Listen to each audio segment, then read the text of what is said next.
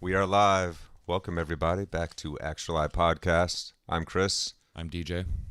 and today we are going to be covering part 8 of John Vervaeke's Awakening from the Meaning Crisis. We have journeyed into the East. So in the last 20 minutes or so of our previous podcast, he introduces Buddha and the mindfulness revolution that we are in the midst of right now here, as this influx of ancient wisdom from the East makes its way into the West, now at ever increasing rate via the internet, and so many books though in the last few decades. So this interest in meditation, We're definitely and why is that? Humanity is reaching for some handhold, aren't we? We're trying to regain something that we lost, perhaps. well, yeah, and we're I won't say completely similar, but similar enough. I don't know, experientially, as far as so the palace that Siddhartha was in was filled with all the having needs. And right now, the palace we have constructed for ourselves is filled with having needs. You got this car and you got these things that somebody can sell to you, but that does nothing for your being needs, which is a growing function. Mm-hmm. Yeah. So we're out of whack, if you will, Right. much like a prince would be in a palace that has Yeah. everything to facilitate his Mhm. all of his wants. Yes. The wants, like what's the old saying, or the old lesson of, there's wants and then needs, and once you fulfill your needs, you can work on the wants. Well, Sure. Yeah. there's the havings. Well, Maslow's hierarchy of needs lays Yeah. that out really well Yeah. with that pyramid, where you fulfill the baser survival needs, and then you get into Yeah. needs of belonging and Yeah. membership in your community, and then developing a family. And then once you've actualized all of these things, and you got your food, water, shelter, safety, security, and relationship with your community in check, then you can work on higher level self-actualization goals. And ultimately, Maslow added self-transcendence to the peak of that pyramid before he died, but that didn't make its way into most of the textbooks, even though it's superfluous in psychological textbooks. But that self-transcendence aspect, he had been studying all his life as well.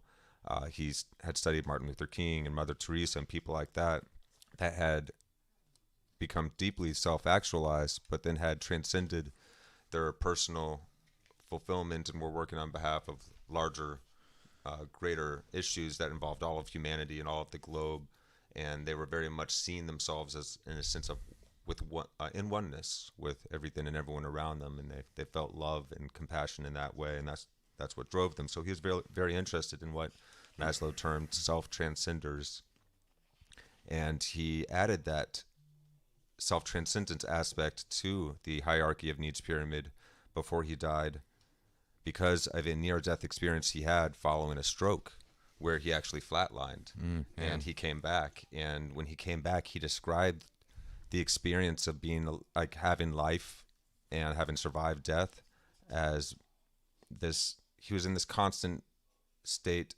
of basically what in Zen we term satori. It's just this high blissful, the idea of enlightened state, and he called it a high plateau, and he was there for his last few remaining years. But he did add that to his structure, to the pyramid. Well, I guess once you filled the whole after that, once you filled the whole pyramid in your life, and then you find out there's something else. What is that? Mm-hmm. Living in communion with this great mystery. And transcendence is a process, so it's not like a fixed point, a fixed thing that you can have and hold on to. Mm-hmm. It's something that has to continuously Yes. go anyway. So it's it's and less of Vervaeke a point talks and about more this. of an inversion and opening up into more. But Yeah. Vervaeke brings this up in the previous episode, getting ourselves into a co-creative relation with existence and how we develop our worldview through the attunement of our existential modes, and how we can get into modal confusion, like the prince Siddhartha, Buddha, who eventually became known as the Buddha, the awakened one. How he experienced life prior to that was in a state of modal confusion, and he was mistaking his having needs for being needs. This is how we can be sold things by commercials so easily, as they will appeal to our being needs of being in love, or being in a sense of belonging in our community, the sense of comfort and security. This is what commercials will appeal to a lot, rather than the having needs so much, because the being need is even deeper. well, Or no, basically what they're doing is they're tricking you into confusing thinking that having needs are being needs. because Will fulfill your being needs. they can't sell you a product if it's just like, hey, if you have this, you'll feel good for a little bit and you'll think you're cool for a little bit, and Right. and that's it. No, they have to be like, this is the number one thing that, Yes, you know, just this and you'll get all the woman. yeah, or just like, nice car driving down the road. If you have this car, you'll see those scenic views and suddenly go off and do these places You'll and be go to the free. Grand Canyon, and Yeah. it's just like, So they're appealing to our being. Yeah, you're like, I'd love to be adventurous and go see things I haven't But done what before. happens but is there's this void that is never quite fulfilled, you- no matter how many sugary drinks. well, you or buy the junk you food buy the or- SUV and it sits in your parking Yeah, lot. you always buy the new model of every new thing, but there's still that sense of needing that isn't ever quite fulfilled. And that's because we have these deeper being modes that we also require fulfillment of. So the development of character, Aristotle was very big on, and the growth process of that. How one comes into deep contact reliably with reality. So they were utilizing the term ration, or Yeah, a rational mind. And the rationality. Thank you. Is to self-reflect and to self-correct. Yeah, and I have from last Inform week's to notes. conform The to heart of reality. rationality is a merger of the character and the contact. And he went into two kinds of knowing, and the one kind of knowing is like, I can tell you about something, like, oh, I know about that, and I can tell you. And then the other kind of knowing about something is like, oh, I can make that. I can do that. Or the first time you drove a car, for instance. the I feeling, have done that that. kind of knowing. Yeah.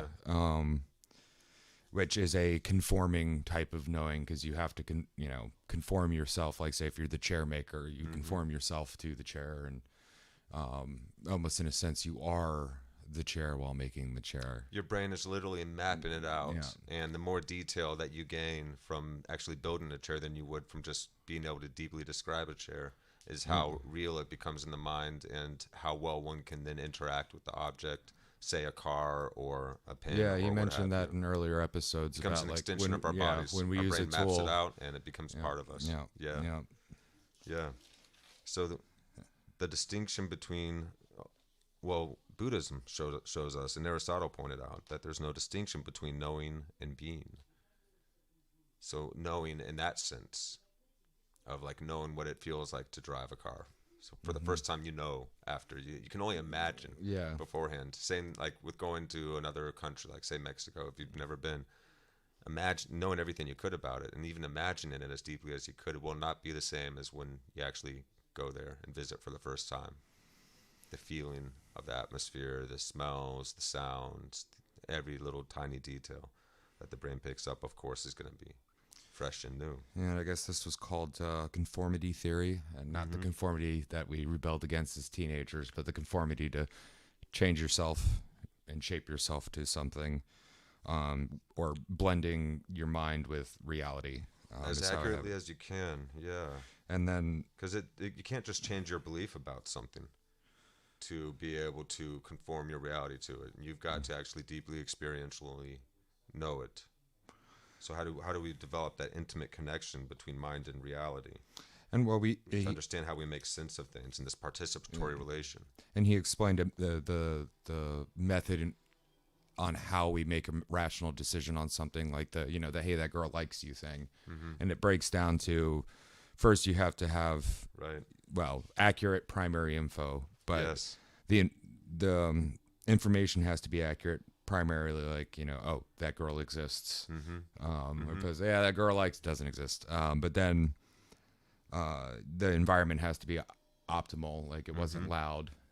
So the info, so in the case of a person, that person has to be sober, sane, conscious, and not actively optimal measuring lying, tool. trying to lie to you. And then the environment has to be optimal. You can't it can't be too loud, too messy, too whatever. And then we use others. Confirmation. You heard that people. too? They heard, You they heard it too. Okay. Yeah, intersubjective agreement. And it's, I don't know, like day to day we tend to overthink or underthink let me rephrase that. We tend not to think that we're doing this while we're doing it, because it's just like, how often it's like, oh yeah, like, did you hear about such and such? Oh no, I didn't. What's going on with that? And then while somebody's telling you, you're checking off boxes in your head without knowing it. Mm-hmm. And some of them are like, well, is the information salient? Yes. Like, Mm-hmm. say if it's print, is the print deep or not? Very Or clear, do very you really bold, trust very this legible. person? Because I think Mm-hmm. trust is like a interpersonal salience booster. Because like Mm-hmm. you'll believe somebody that you trust more than the Yes. perfect Yeah, that stranger. information's going to stand out more for you. And Yep. we just do this naturally as well. Mm-hmm. Mm-hmm. And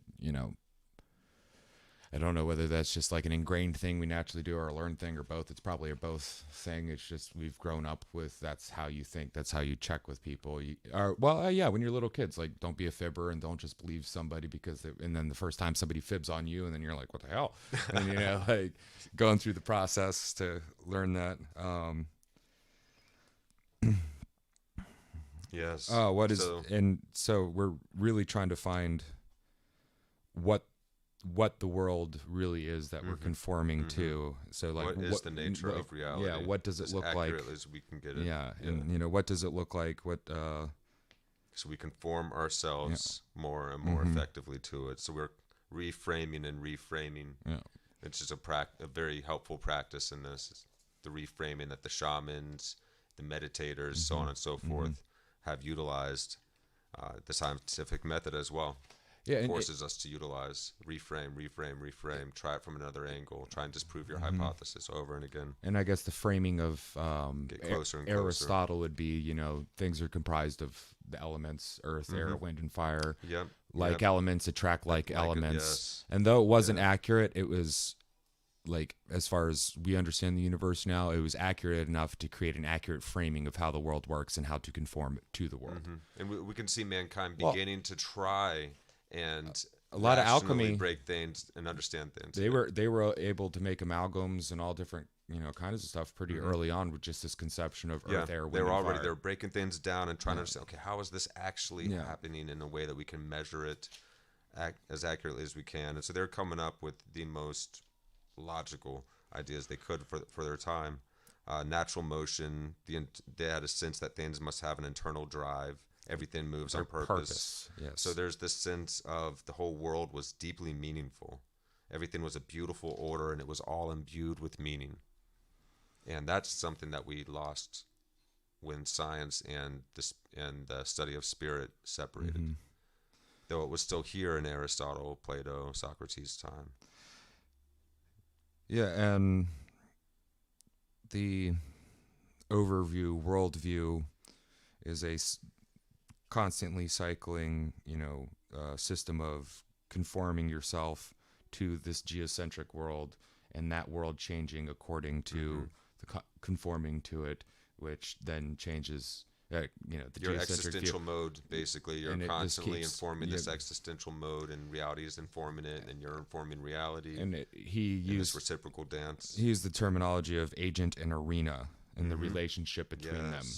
Yes. To kind of explain this, the arena grows with the agent, and the agent grows with the arena. Yes. And, being able to recognize what kind of arena you're in, to identify the arena, and then assume the correct identity for that defines arena. The agent is defined by the arena. Yes. And the arena defines the agent. Yes. Reciprocally again. Yes. Yeah. Co-identifications. And the agent, the point of being a more optimally tuned agent and constantly reframing to the environment is to be able to be capable of pursuing the goals. Say the basketball player on the basketball court. So that agent in that arena, so he knows the rules of that arena. He interacts with that arena. That arena informs him. He informs the arena with how he plays on it. And so this is a constant refitting to the environment. Yeah, it's the existential mode of assuming and assigning, and assuming would be the arena, and the assigning would be the agent. And that's the existential mode that we're in. Is of that assuming and assigning. Yes. So Vervaeke is going to tell us about how Siddhartha Gautama became modally confused from growing up in the palace, having all of his having needs. And before that, we get into worldview attunement. That was Gertz, which the story of Siddhartha really explains this getting in tuned is a really good story to understand. Like, and I won't spoil it for you because we get into it, but It's just keep in mind worldview attunement and tuning into the world, um, which is Yes, because as Vervaeke says, and I remember I wrote this part down, to create a coherent and functional worldview matters greatly to us. It matters so deeply to us because it's a sense of security and a sense of knowing how to act in this environment, in this time space, in this world that we are in now. So being in an optimally tuned uh, mode, one can, of course, develop more and more new ways of unfolding and interacting with the environment. So that's called worldview attunement, tuning. and the opposite of that is absurdity Yes, the sense of disconnect when something's out of alignment. with that world attunement. Yes, It's so the absurd. world attunement, when And the actually, agent is out of alignment with the arena. you can hear this in music too. Like, if you listen to Frank Zappa, he was really good at doing this. Where, like, so he was a classical guy. He wanted to be a classical guy. That's that. Like, Frank Zappa's an interesting fella.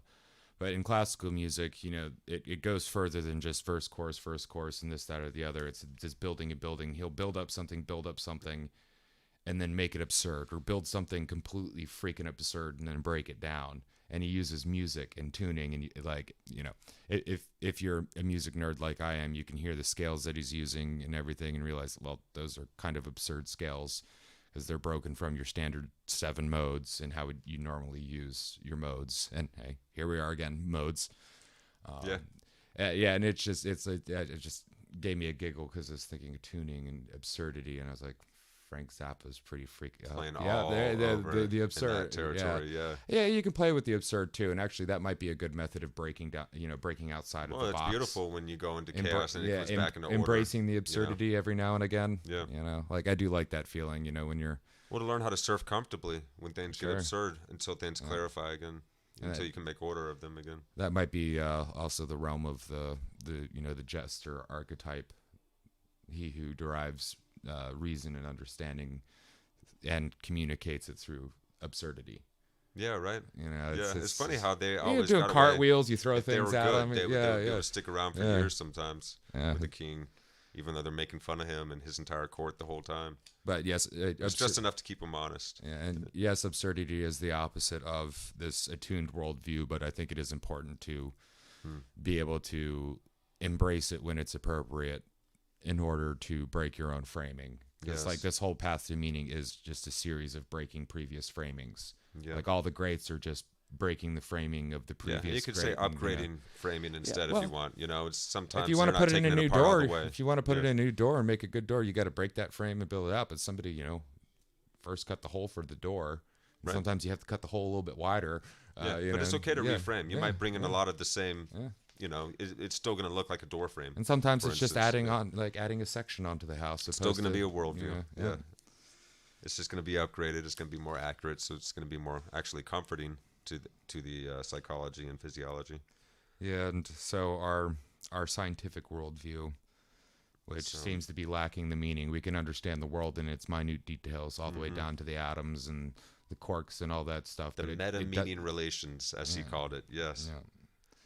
All these different modes are in meta-meaning relations. And we've kind of delved into the absurdity with the over-scientific, in my opinion, because like now we can describe, everything in the physical universe so much, and even a lot of the things in the mental end of things, but it still doesn't give us meaning. And if your worldview is supposed to help drive your virtual machine to create more meaning and more wisdom, that's quite absurd. That's interesting that we are tuned that way, isn't it? So maybe that's the issue. A lot of the issues we're having, socially and socially, politically, and all otherwise, like why things are getting so crazy is because it is absurd to know so much about how the world works and how we work, and still not know about it's a lot to have take any meaning in to at it once.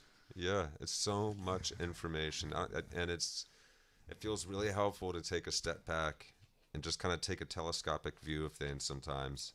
Say, okay, this is where we're at. We've gotten here really fast. Our cultures intermeshing and intermingling at an exponentially increasing rate over the last few hundred years. Now in the last just 20 years of the 5 internet. years. I mean, I know everything's more high 2 def, so you're weeks. getting. But yeah, well, you're getting to this, or I felt like you were kind of going along this into this line a little earlier, but we lost something, Yeah, and that's we're the looking to feel nomological order. These like certain Yes. laws that we, The ways of co-creating with our environment. yeah, Are is nomological order. yeah, you know, It's a cosmos is the way that it used to previously be interacted with. yeah. And It's a cosmos that we're in tune and we with. should be rebuilding our own like set of laws, and not laws like do this, don't do that, but laws of like this is what it is, like the law of gravity. Gravity is the law of the speed of light. It is because we can't say it isn't. Yeah, right, So right. we need to start finding those things that are that we can't say that we can't say that they aren't. Yeah. That in my mind, like that's love. what makes a law. Yeah, Yeah. like, As far as like an orientation, like how does one find a stable ground upon which to stand in a time like this? I think the orientation of being genuinely, unconditionally loving as we can possibly be and continually cultivating that capacity. That helps a lot. That takes a lot of the load off, and it helps you be more willing to put yourself in other people's shoes, see from other perspectives, continually reframing, because ultimately what we're looking for when our heart is oriented this way is what's good for one and all. And so that's a much more widely considerate and widely perspectival way of interacting with reality. yeah. It really tunes you up. It really, it tunes you in. And that attuned worldview And so allows us to generate increasingly adaptive existential modes so that we can better actuate that agent and arena relationship over and over again. which brings us to the mindfulness revolution that happened Yes. in India. Yes. And I've got a little note here that I want to bring up. So when we talk about enlightenment, one of the deep core reasons for it, or how it exists, it's a defensive thing. Enlightenment, it defends our existence as you like, as the more enlightened you become, the less negatively affected by, say, the absurdities, the other thing, like that being at peace thing. I'm sure It's there's protective. so it's more of the shield end of our logical system than the sword end of our logical system. Oh, that's an interesting way of looking at Yeah. it, because there is the sword of enlightenment That as cuts well. through. That cuts through. Yeah, well, it's got a component of both. Yeah. But as far as for the like necessity of it for the survival of the human species, I think is defensive, because it arms us against being taken advantage of, lied to, or lying to ourselves and confusing our having needs with our being needs as well. Well, I can see it not being a repulsive and reactive approach to love, and like the Gandhi, Martin Luther King, nonviolence. And a lot of approach. times, actually, people who are enlightened tend to be defenders. If they're not just hermits on the hill. Right. Which hermits on the hill serve their purpose. They're, a place where you go that you can gain, or I don't know, gain some mechanisms for your modes, Right. if you will. Yeah. I don't know how to put it. I don't have the words. Yeah. So the story of story of good old Sid and his palace, and not just So we get to the Axial Revolution in India. Yes, yes. Oh, Sid in the palace. And I think he sums it up too much. So and we didn't go, or he sums it up well enough, and we didn't go very far into it last week. So enlightenment also allows us to adapt. So it's dealing with the threats of life. How enlightenment can help us deal with the threats of life better. So it's helping you be more adaptive and responsive rather than reactive to the environment. So yes, I guess it encompasses that whole spectrum from offensive to defensive to like a neutral flow where one is neither or but both and at the same time. yeah, So Socrates embodied the West's axial revolution. We could say Siddhartha Gautama embodies the East as it comes through India. And so this is the great transition. The psychotechnology of meditation is being developed. So we have Buddha, the oracle figure in this story, because this is another myth story. There's a lot of different versions of the Buddha coming to enlightenment story. And one of the more popular ones, I guess, that Vervaeke is referring to, there's this moment where the king is asked, would you rather your son be a great king or religious figure? And was that the question? Or he wanted, I believe, him to be a great king, opposed to a religious figure. And well, Oh, that's right. Okay, so the oracle said he's either going to be. There it is. Brain cells are catching up. So your son is either going to be a great king or a incredible religious figure. Yeah. And he, of course, wants him to be a king. And so myths, as Vervaeke describes to us, are actually ways for us. They're not just fanciful stories with like nice, useful metaphors for life or allegories. They are that, but they're also ways to help us orient as a species, as collectives, to perennial patterns, recurring patterns throughout history, these existential crises that humanity can face. It's almost like at any time, an encoding mechanism through time, like to encode values, virtues, values, wisdom, in a way that's a lot easier to gain insight from, because if they just like say they gave you raw data, you wouldn't know what to do with it. So you have to display it in a way that we can understand. Yeah, and myths and legends are that way, because we can understand the story even if we don't intellectually understand it. It pulls us into the story, and we're understanding it as being in the story. Yes. So you are the hero in the story when you read a story about a hero, or you are, because you're reading and you're putting yourself into the book. Different archetypal modes that you will go into automatically. So the palace represents having needs, the needs that are being met by categorical control of different categories of things, be they hunger or any other kind of need for survival or just comfort. It's an I-it relation. Yes, and we utilize our intelligence to problem solve with it. Yes. Then there's the being mode, relating expressively, so artistically, for instance, love relations, processes of reciprocal realization, which is a growing function, which is the I-thou, I believe, is he used. So it's basically me and you opposed to me and it. And interestingly enough, we have that relationship with our pets, even though, I love my pet like it's my own kid. Well, at the end of the day, it's your cat. They're not your cat. Yeah. It's your cat. Yeah. We can notice when we let things go for our pets that we wouldn't necessarily do with a human. But people will sometimes do that to humans too. I think pets may be, and this is not for everybody, but I think pets may be a good example of replacing a being need with a having need. Yeah. Well, some people will be appalled by that idea too, of treating your pet less than a family member. They want to treat it as a family member. They're very attuned. And well, in my opinion, pets, yes, they are a member of the family, but it is still a possessed thing. You possess your pet. And I've had nature friends, and that's a different relationship. Like when you see the same crows that go on the same walk with you every day, and they notice you and you notice them, the deer that are like the matriarch there, we know each other almost on a first name basis. Like I know the whole family all the way down the line. There's a lot They're of not my pets. See, they here. are not my pets.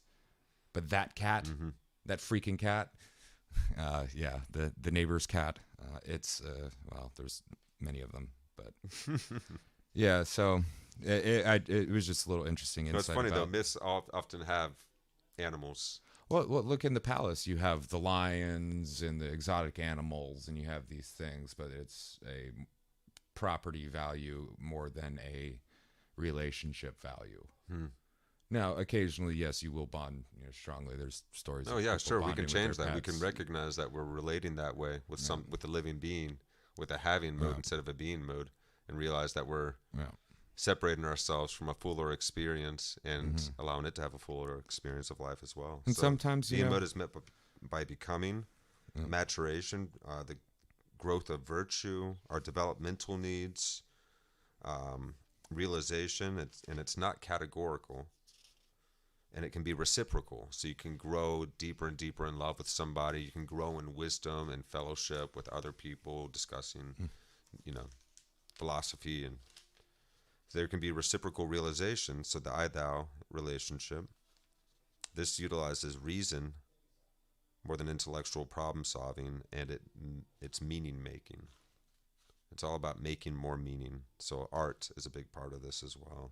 And we get mixed up. We have modal confusion, which causes deep existential conflict.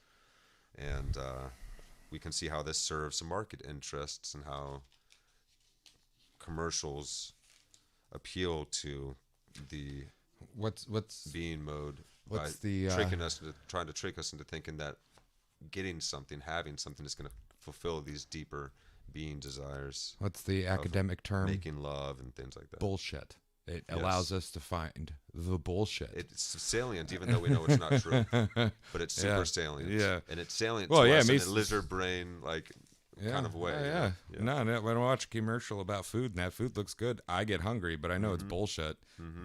You know, I know that Whopper that you see on the screen isn't what you're getting. Oh, you even have memories of that rush of positive feeling chemicals you get when that perfect amount of sugar and salt is combined in that Big Mac or whatever it is. Yeah. These things are traps. But so yeah, I think that catches us up, and Vervaeke is going to outline that a little bit as well here as we get into this next episode. So thank you guys so much for tuning in. Make sure you like and subscribe and help this show reach more people.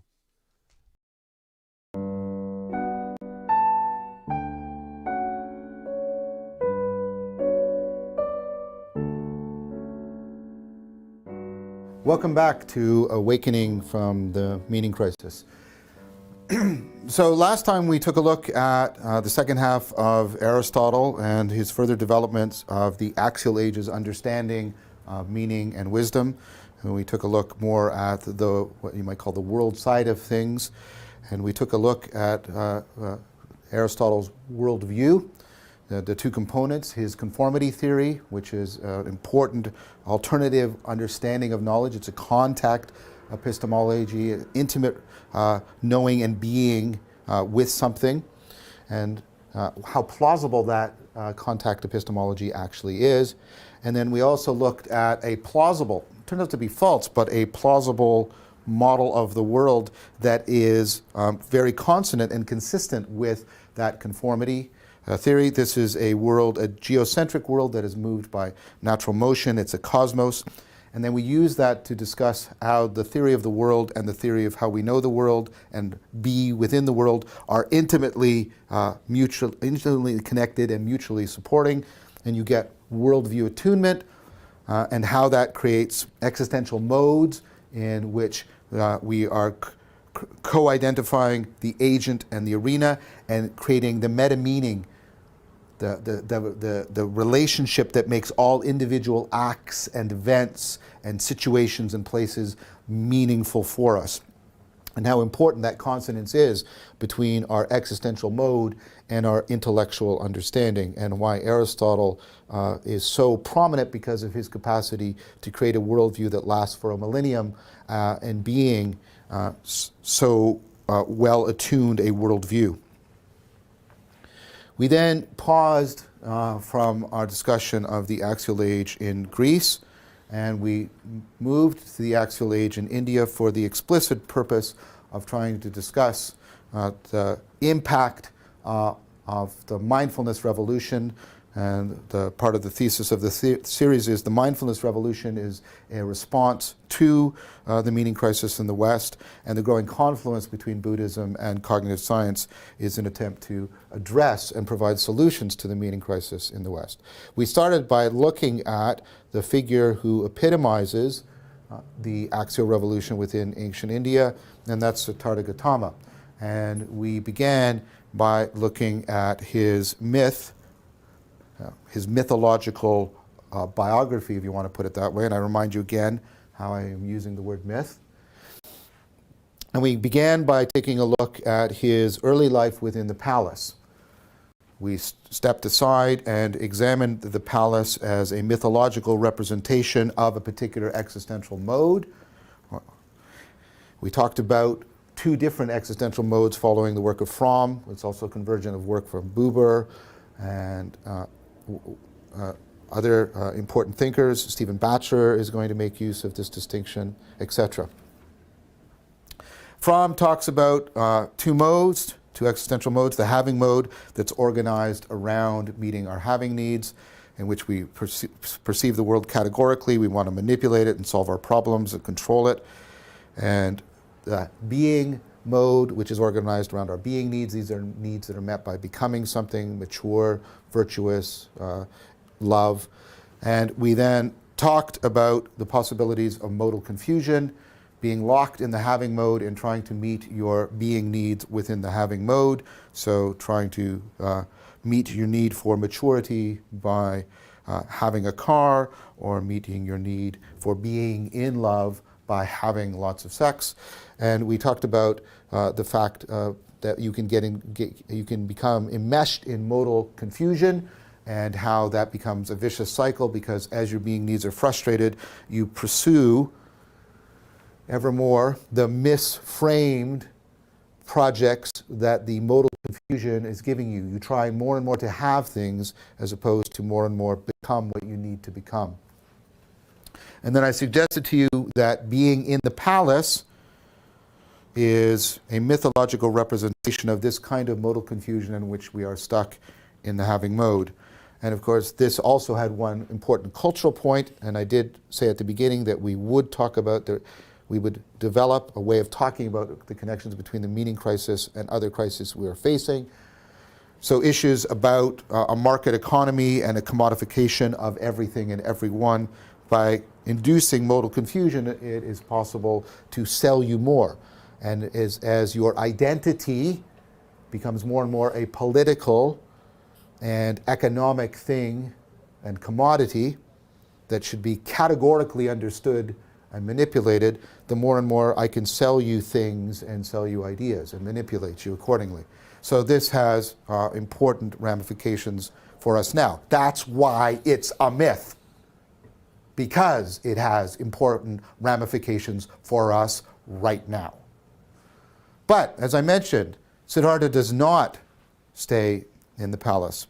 His curiosity becomes too great. And there are all kinds of variations on this story. And I don't think there is an absolute canonical way of saying it. But he decides to leave the palace. He goes out in his chariot with his charioteer Chandra, and they're traveling around, and he sees a sick person. And he's distressed. What's wrong with that person? And Chandra says, "My lord, he's sick." And Siddhartha said, "Well, what did he do to cause that?" And it's like, "Nothing. It's just it happens to everybody. Everybody gets sick at some point.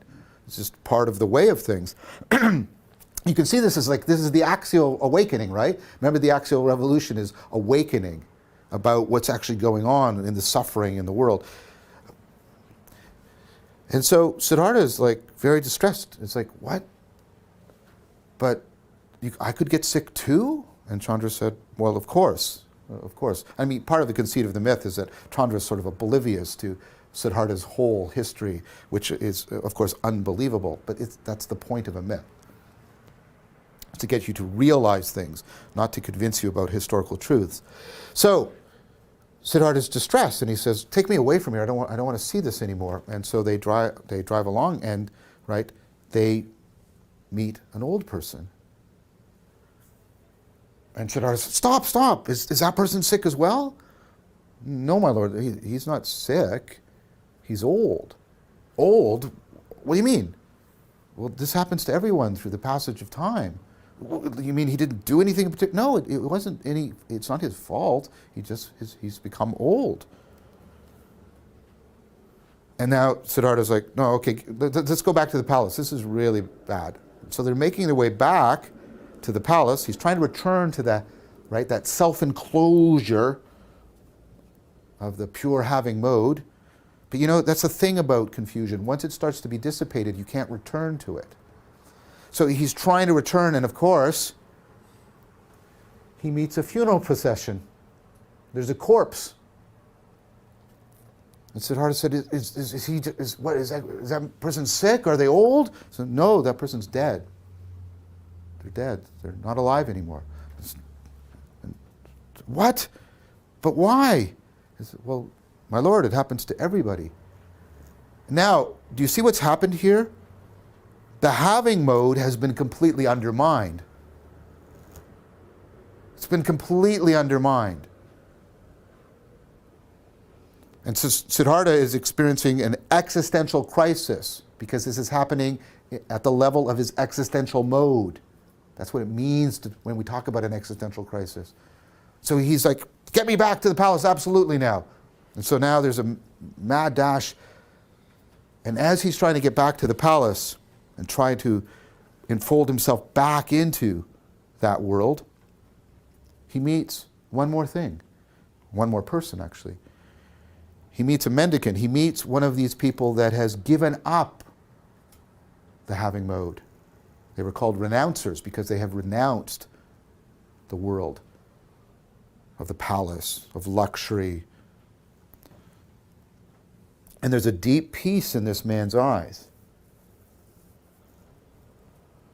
And the contrast,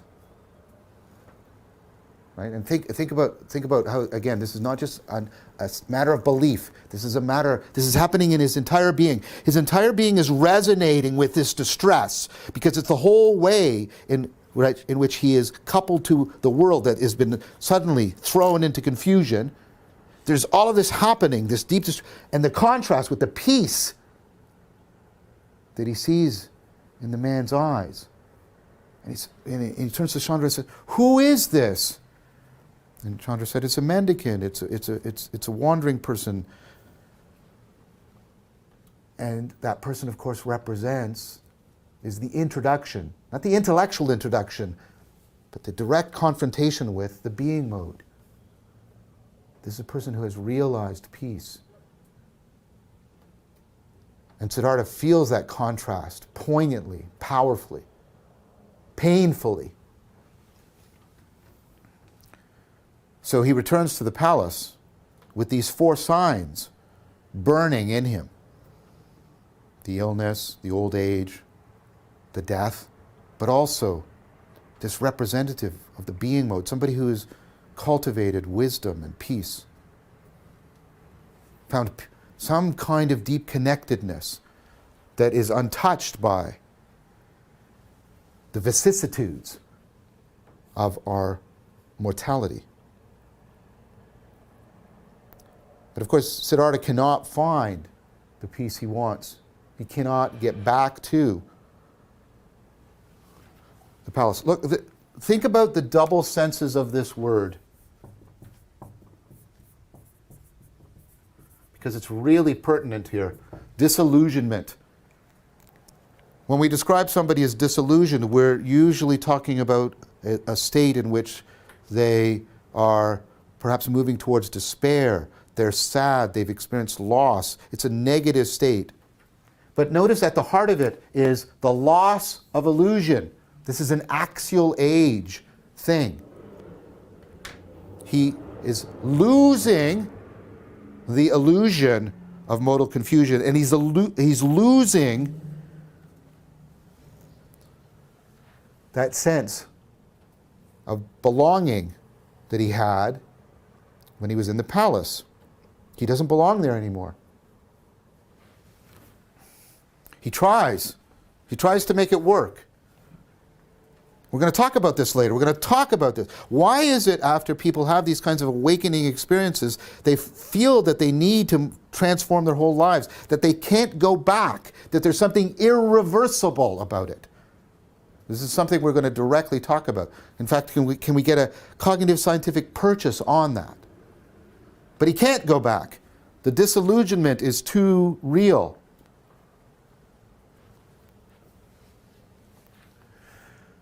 So he decides to leave. And this is not an easy choice. He has a wife, he has a child. And we may, in fact, even ethically criticize him.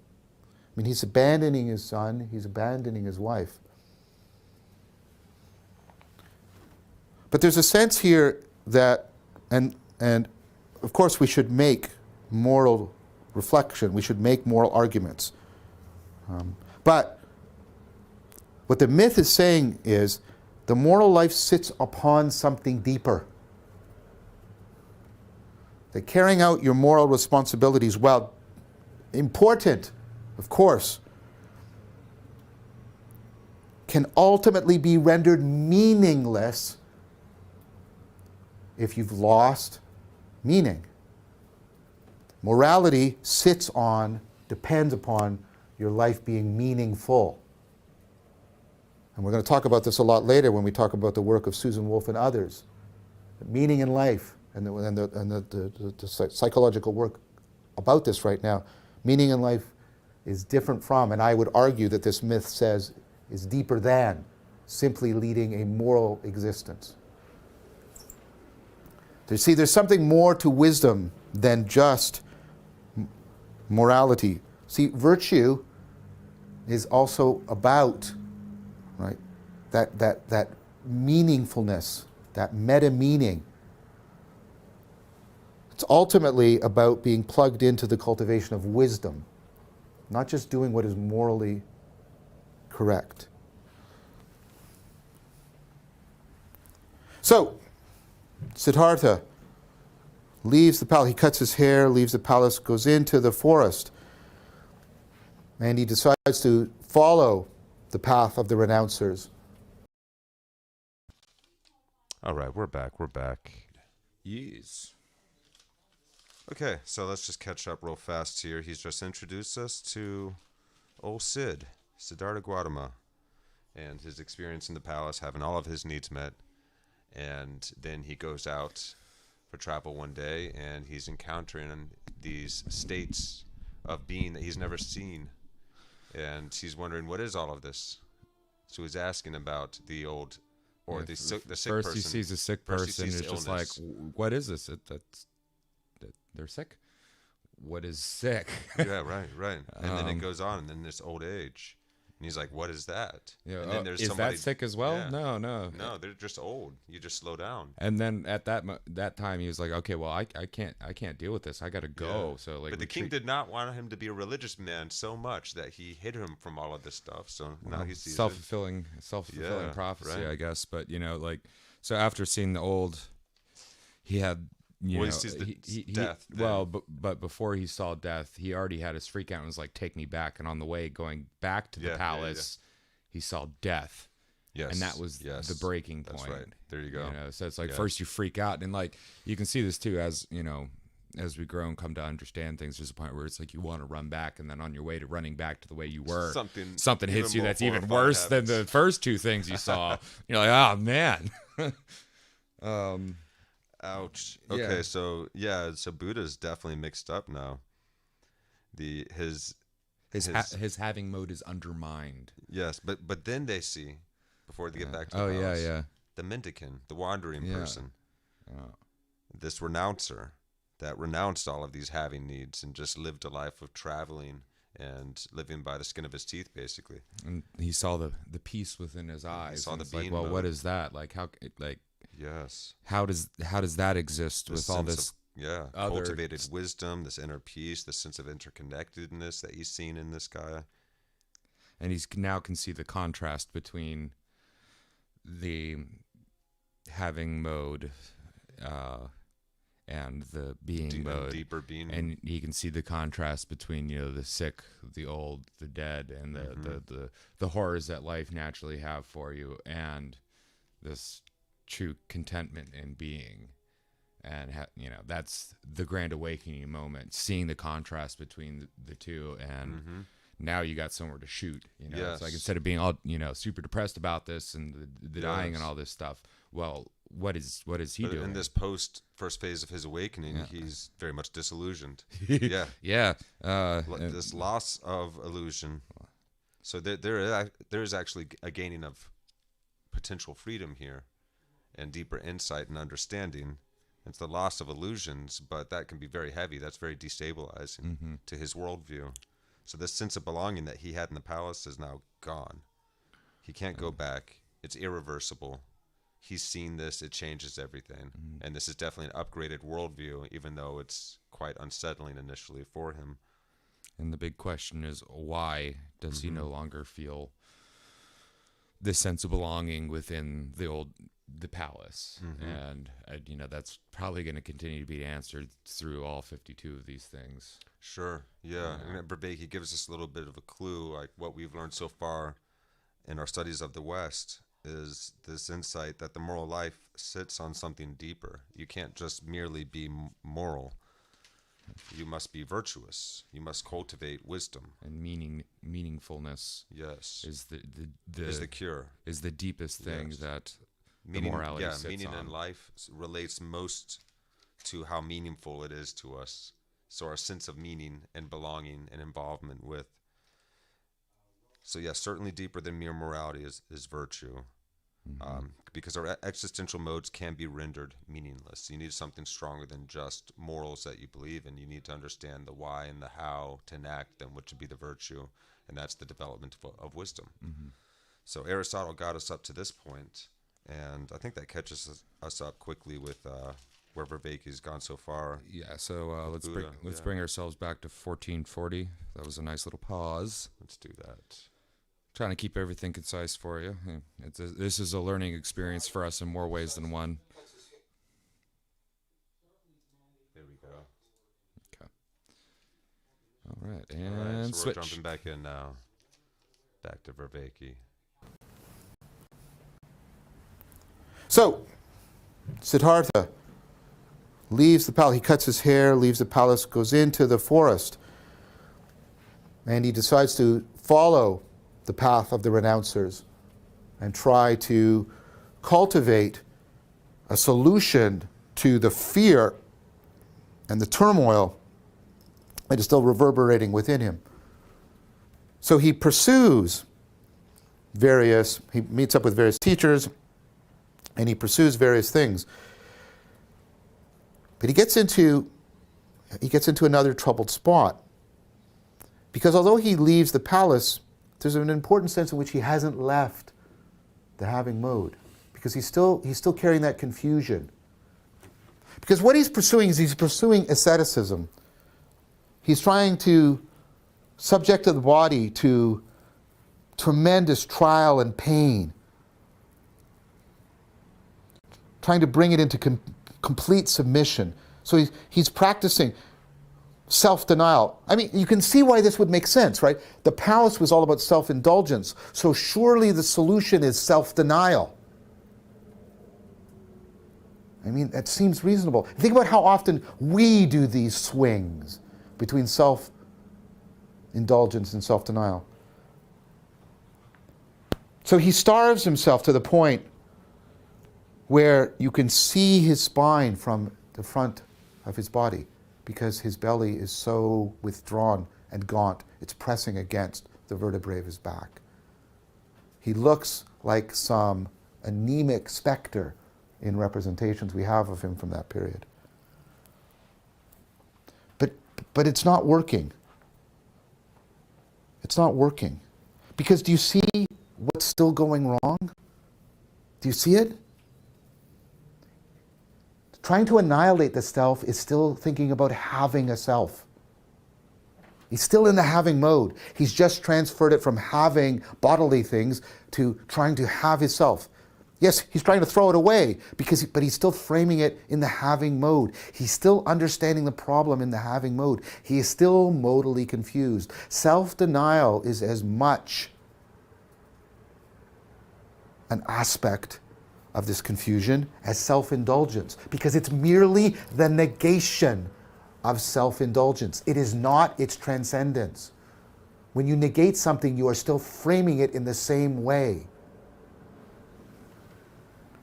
So he's sitting on the banks of a river, and he's fatiguing. And he hears a barge going down the river, and there's a musician playing, and the musician has his apprentice. And it's a lyre, a stringed instrument of some kind. And he's saying to the apprentice, no, no, no, no. Listen. Listen to me. The strings can't be too tight and they can't be too loose. Too tight is just as bad as too loose. And think about Aristotle, right? Think about Aristotle, right, where at the golden mean, which doesn't mean just the middle point in some sort of average. And I say that because of how this has come to be understood. This is when Siddhartha discovers the middle path. It doesn't mean some, compromising, middling solution. It means a radical reformation. Right? The middle path is to transcend the having mode by rejecting both self-indulgence and its negation, self-denial. Right? We're going to talk about this a lot more when we talk about optimization strategies. We talked about it, remember, when we talked about flow. You're not trying to maximize, you're trying to optimize. You're trying to get the right connectedness. And see, and that's what the being mode's all about. It's about being connected in the right way. So Siddhartha has this realization. In the story, the realization has come, he tumbles into the river and he's drowning, and a little girl saves him, which is, in the culture of the time, that's extremely demeaning for a man who was once a prince to be saved by a little girl.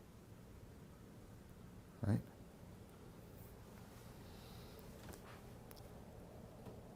It points to the radicalness of the change that's occurring for him. She gives him sort of the equivalent of rice pudding. That's why on Bodhi Day, Buddhists will often eat rice pudding to celebrate that fact. So he realizes he must pursue the middle path. He must find a way of optimizing his cognition that allows him to transcend and rediscover this missing mode, the mode that he saw in the eyes of the mendicant. Now, this is important because this is the word for that kind of remembering, sati. It means to remember, to remind, not just like a fact. It means to bring it to mind. So this is a modal memory. This is remembering a lost mode of being. This is not remembering some fact or event. This is remembering what it is like to be in the being mode. It is to recover a mode. It is a deep kind of restructuring of your being. It doesn't mean just simply remembering or reminding yourself. It's like when you go back to a place that you haven't been for a while and you start to recover and remember an identity you used to have there. While you were away from the place, you remember the facts and the event, but when you go there, right, this is what it was like to be me at this time. It's that kind of remembering. It's a modal memory, right? It has to do with that participatory knowing we were talking about. Siddhartha is trying to remember the being mode. It's in the eyes of the renouncer. Now, why do I bring this word up and go on about this? Because this is the word that is translated today by this term, mindfulness. But I bet you when I say mindfulness, especially if you're in touch with this revolution that is sweeping our culture, you probably didn't think of remembering the being mode. Now, there are some astute authors who describe it that way. Stephen Batchelor did in a beautiful little book called Alone with Others that I heartily recommend.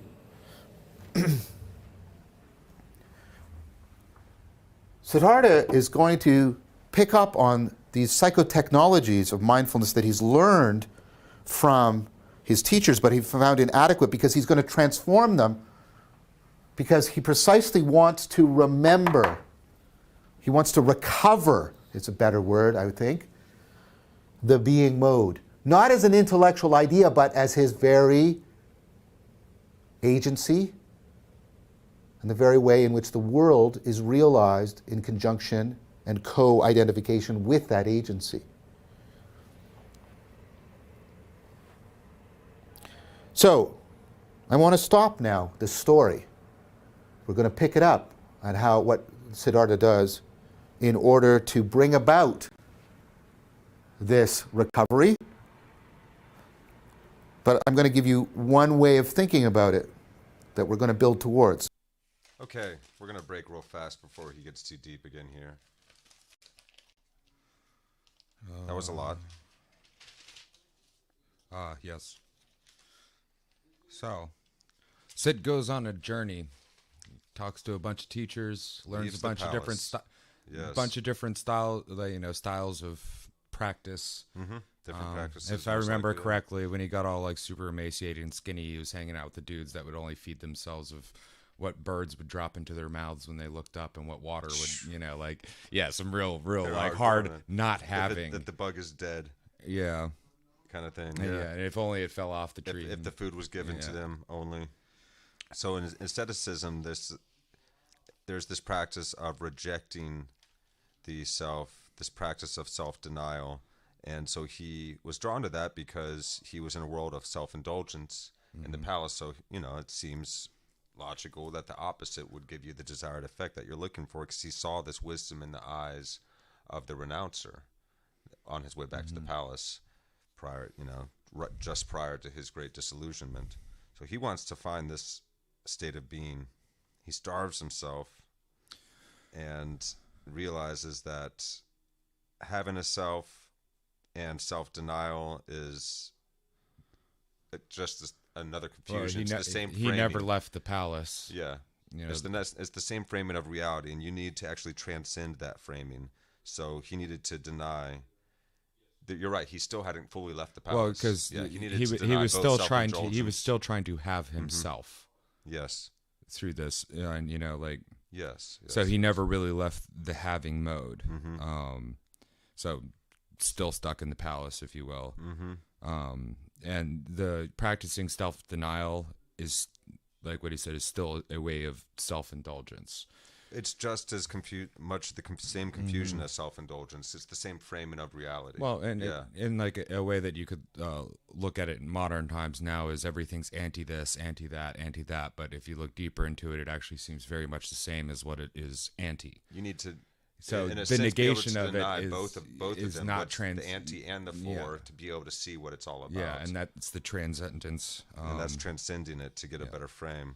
And the overview. So the story transcend overview. Yeah, the story was the bard's on a boat and the master yelling at him. It's like your strings are too tight or too loose. Going by on the river. Too tight is bad. Too loose is bad. Yes. You got to find. And that clicked. That was one of those moments, and this is tangibly familiar. This part of the story, I really enjoy. There's a Buddha sitting by the bank of the river. This barge is going by. The master's guiding the apprentice, telling him strings can't be too tight or too loose, and then it's like ding. And that's the golden mean that Aristotle, Socrates, Plato realized. That middle path is realized through Siddhartha as the middle path, and not the So now he's becoming the awakened one, and not the average or mean that you would sense in like, oh well, directly between things, or in the Hegelian dialectic sense, you have the thesis and the antithesis, and somewhere in the middle you'll find the truth of it. Not that end of things. No, the golden mean can very much but the be optimal in between the thing. Yes. Yes. And then Sid is rescued by a little girl, which in that period of time would be like if you're a rich man having the lowliest bum give you $1. Right. Yeah. It's very insulting. But, at this point, I don't think he was in a mode of being insulted. The feminine and the masculine in mythological form to tell us that this intuitive, And she didn't give him a big, a big prize, a big surprise. She gave him poor people food, which was rice it's either pudding, like watering, rice pudding or something watery that she gives him. rice pudding, But it was like, if there are signs in your sign believer, that's a there's a sign lot of of like, versions go of ahead this and story. eat this. It's okay Yeah. too. That the point isn't Yeah, starve some yourself of them to he's death. not even like by the river. I think it's like he's in a town or something. And I've heard ones where he like puts the bowl of rice in the water, and if it goes upstream, then he can eat it, and that was the Interesting. Enlightenment thing. They put that in the movie, and I've heard other people bring it up, but that one didn't make much sense. A little girl rescuing though, But anyways, in that moment though, he remembers the being mode. yeah, He remembers it. And what they term in Japanese Buddhism, sati, or maybe that's just Japanese language in general. It means to bring to mind. So it's not just remember. It's like a deeper sense of remembering. Sati, It's remembering a mode of being. What's it like to be in it's the participatory participatory remembering. knowing, yes. And that participatory relation of knowing like what it is to like drive a car for the first time. Now you know what it is to drive. Oh, hey, That's remember the first participatory time you ever knowing. got on a roller coaster? And you see, Yeah, sometimes so you see a response. He's remembered the present moment. He's remembered something deeper than all of his ideas of self that he's been trying to renounce and suppress. And this inspires him to want to recover Yes. the being mode. Yeah, so he's like transforming the teachings that he learned from now so that he can bring this being mode ever more into realization. Yep. So I think that's about it. So he starts developing mindfulness now. Yep. Yeah. This is his aha moment. Indeed. So, all right, we're going to jump back in now here, guys. Back to John Vervaeke's Awakening from the Meaning Crisis. Another way in which you remember in this sense of sati is when you wake up. Remember, we talked about this as one of the metaphors, the myths that people use for talking about self-transcendence. There's enlightenment, there's waking up, there's going from being a child to an adult. We'll come back to these again and again.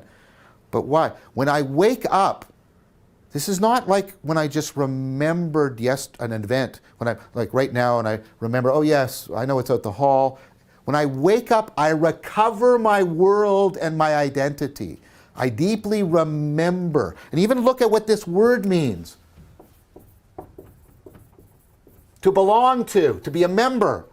I belong again to myself and to the world. That's what happens when I'm waking up.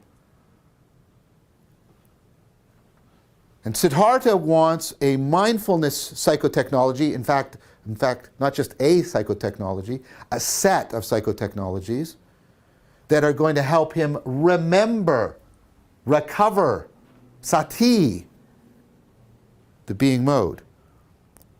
He is going to awaken. And that's, in fact, what his title means. Buddha is not a name. Buddha is a title. It means the awakened one. But we need to talk about the cognitive science of mindfulness because we are here looking at Siddhartha precisely because of the mindfulness revolution that's happening here and now today. And the mindfulness revolution is a response to the meaning crisis. And we can see why it is. Even better if we resituate it within Siddhartha's myth. Because we see that he's cultivating mindfulness to cultivate awakening, because awakening is a way of responding to the meaning crisis. Hence the title of this series, Awakening from the Meaning Crisis. But as a cognitive scientist, I'm critical. I'm both appreciative of all of the scientific work that's being done on mindfulness, but I'm also critical of it, as a good scientist should be. So I want to talk a little bit about how we can understand and better formulate what mindfulness means. And this is based on work that I published in 2016 with Leo Ferraro on mindfulness. So again, why am I doing this?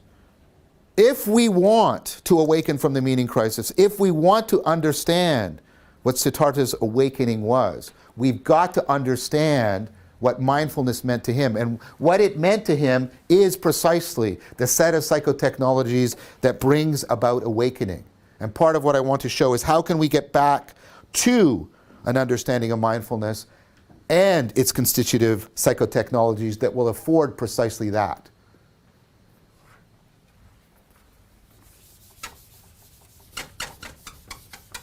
How can we get a deeper understanding of the cognitive processes at work in mindfulness and how they can afford such important existential transformation? So if you ask people who are pursuing mindfulness practices, meditation, contemplative practices, I'll try and argue later why those shouldn't be treated as synonyms, for example, even though they often are. They'll give you a sort of standard understanding of what mindfulness is. And what I want you to first note is how much it is not picking up on what we've already said about sati. So people will tell you that to be mindful, what you're trying to do is pay attention to the present moment in a non-judgmental fashion. Trying to learn how to notice. There's a hint.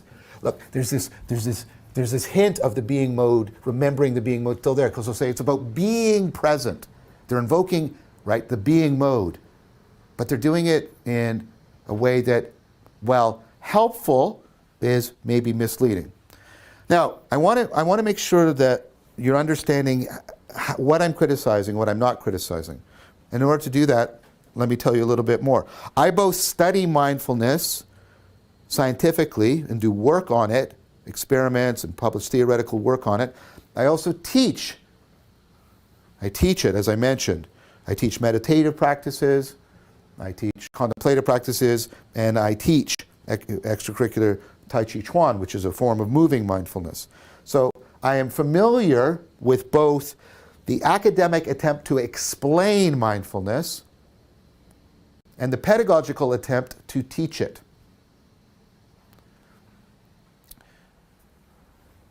And I think it's important to have a foot in both of those worlds to realize a way in which you can become confused in your attempts to understand mindfulness. We need to avoid confusion by making a distinction. We avoid modal confusion by recovering the distinction between the having mode and the being mode. We can get deeply confused about mindfulness if we do not remember the distinction between the language of training and the language of explaining.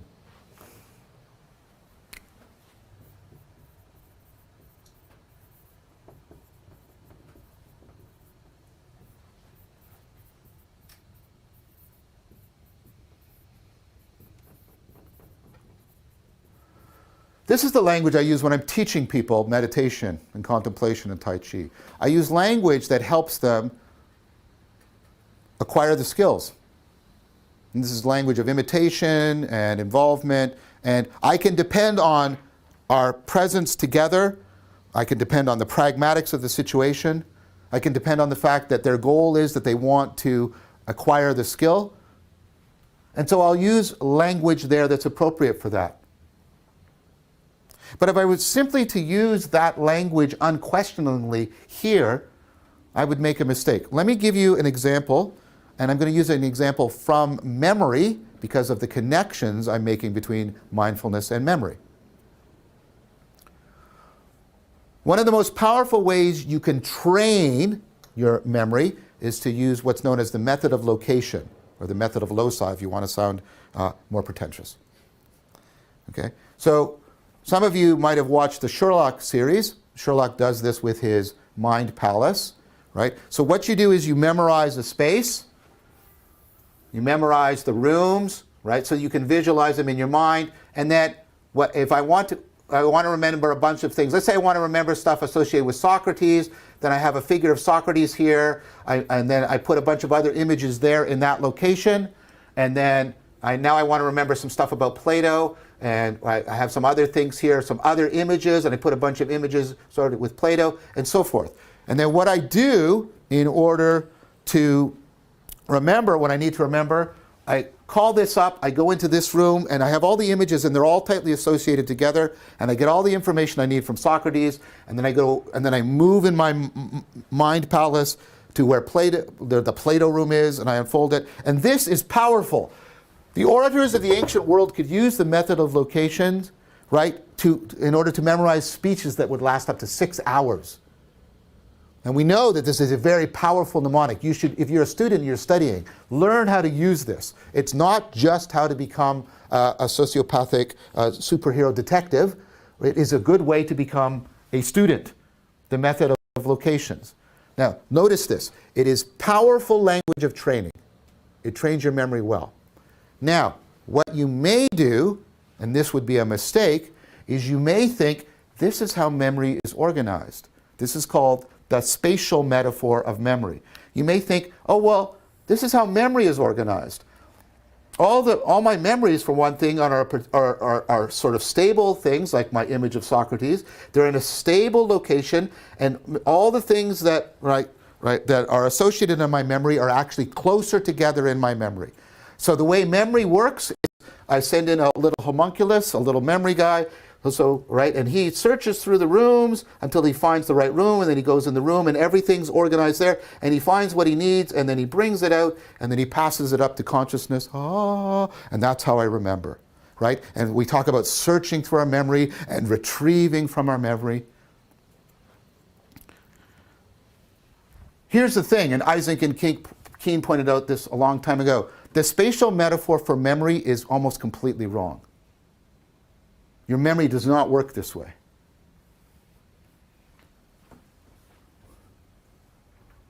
It doesn't work this way. That's a mistake. Here, I'll show you. Right? So, tell me quickly, other colors associated with blue. You'll say red, green. Tell me other words that rhyme with blue. Shoe. New. Okay, so red is close to blue and shoe is close to blue. Yes? So that means what else is close? Shoe and red. So when I say shoe, you should think of red. Do you? Of course you don't. Here's another way in which your memory isn't laid out this way. You rapidly know when you don't know something. What's Meryl Streep's phone number? I don't know. Have you ever been in Bangkok? No. Well, what did Bob do? Did he get on like some sort of hyperspace motorcycle inside your, what did he go to every place you've ever been? Is that Bangkok? Is that Bangkok? Is that Bangkok? No. He instantly knows. You instantly know that you weren't in Bangkok. He instantly knows that you don't have Meryl Streep's phone number. All right, we're back. I like this line. When I wake up, I recover my world, and I remember. And remember. And the sense of identity you have, their membership with that world. Yeah, so sati also being akin to waking up, as the language is used. So remembering, to re-belong. I like that when he breaks down the word remember, to become a member of the world, as your fittedness to some particular phenomena is better actuated, better described, better realized. Yeah, and I have a point here, but meaningfulness revolution is a response to the meaning crisis. Yes. What we're going through right now, this meaningfulness revolution, is a direct response to this meaning crisis. The Siddhartha story is good because I guess the story of a singular person going through this then maximized into all of us going through this now. We're seeing the sick, the old, the dead, and then we are seeing brilliant people who have that calm behind them and are like, what is that? And the meaning crisis isn't just a brand new thing either, but like if you look in American history, we had the era of rock and rollers would bring the yogis in and they would do all that stuff, and the yoga movement that we had Oh yeah, the meaning crisis has been building for some time now, since the scientific revolution. It seems, when there was that great schism that occurred between science and spirituality, and they begin to separate themselves from one another and compete over, how old the world was, and other actual kind of brass fact kind of measurements that science could win on. And that was maybe a mistake that part of the church made in trying to compete with scientism in that way, because it's not about what the world is made of or how exactly It's how do you find meaning old within it is. It's about how to live, how to be in the world. Yeah, it's about developing wisdom. Well, and you can kind of see too the becoming more selfless, loving. Well, it's in the population, in people. We've lost a lot of our moral anchoring or framework. Sure. Yeah. As we were losing our sense of meaning. Mm-hmm. And try as we might clutching at all these different ideas, it wasn't enough. And now I think we're at the point right now is like, well, I don't need to be a rock star and have my own personal guru that follows me around. I don't need to go to the cool yoga club and do that whole thing, because that doesn't give me any meaning. Things like this, sitting here, and there's more of us that are going through that. Yeah, no, still go do yoga. It's good for you, and if you get the chance to talk to a guru, talk to a guru. But it's the being end of it, not having end of it. Like, did you talk with a guru, or do you have a guru? Right. Well, you're not doing it to be cool. You're not doing it to fit in. So You're truly it seems like now, out of necessity, doing it for self-growth. We really are in mass striving for meaning and kind of getting a little bit more accurate of a grasp than generations before. And that's the natural progression, though. Is like, like each of these great teachers gets a little bit more of a grasp than the last great teachers, and they're all building upon one another, right? The previous generations or anything. It's just taking us this long. It's taken this many minds stacked up, back to back, building off the one that came before to get us to this point of understanding. And we had to do a fair amount of disassembling things to figure out how things work, too. Right. Yeah. We are curious by nature and rebellious, and sometimes you have to break something before you can figure out how it works, because then you have to fix it, and in order to fix it, you kind of have to know how it works. Why not to break it? Why not to break it? What does it look like when you're breaking it? Deeply embedded memories for our species. Yeah, and they need to be, to some extent. We got to have these memories, and so that's where myths come in. They tell us the stories of when civilizations crashed before us, and why it happened.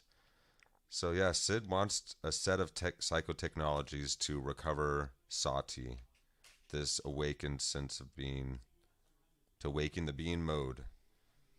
So the mindfulness revolution, a response to the meaning crisis, to cultivate an awakening from the meaning crisis, is what people are being naturally called to. That is really interesting.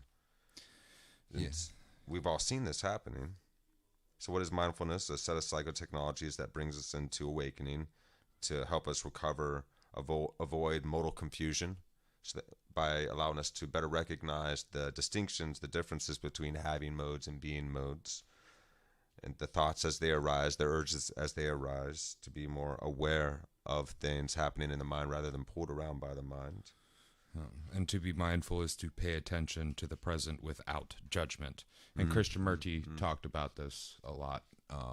His best metaphor that I remember, or best for me metaphor that I remember the most, is being in the train, and that state of being when you're looking out at the mountains passing by right before you say that is beautiful. Yes.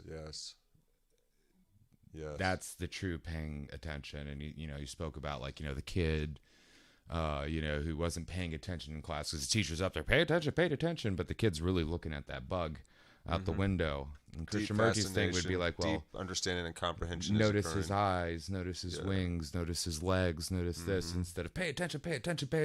Yes, and that's a great example. That's a teaching opposed to explanation. Yes, yeah, of describing the language of explaining versus the language of training.